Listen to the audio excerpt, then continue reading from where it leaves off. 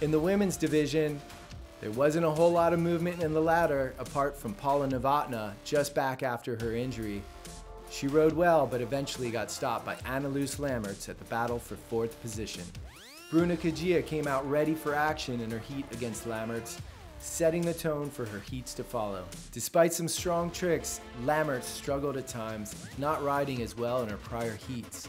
Kajia then met local favorite Gisela Polito. Polito came out, opening up with a nice blind judge 3 in S1 before going into a back to blind. Kajia kept her in check by midway through the heat, utilizing a nice front blind and back mobe as Polito crashed on her last 2 trick attempts and was only able to land 4 out of her necessary 5 tricks. In the end, Kajia advanced, forcing Polito to settle for 3rd.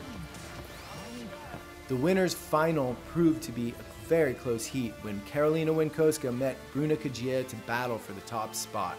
Kajia began solid and rode with consistency, displaying confidence that she had built coming up through the earlier heats. With both women landing almost the same tricks, it was Winkowska's execution that gave her the win, edging out Kajia by 0.8 points. It was Bruna who beat Gisela in a heat just before me. And for me it was good because Gisela is my biggest opponent for the 1st place in the world title. I saw her heats before and I also knew I had to do really good. But I managed to win, so I'm really happy. Once again, whee! The Tarifa Pro Kite Tour 2014 was an epic event that saw progression and evolution of the sport on many fronts.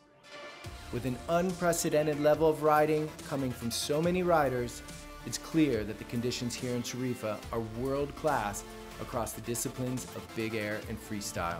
As the PKRA Tour moves on, the battles continue, and the stage is set for the contention of the 2014 World Titles.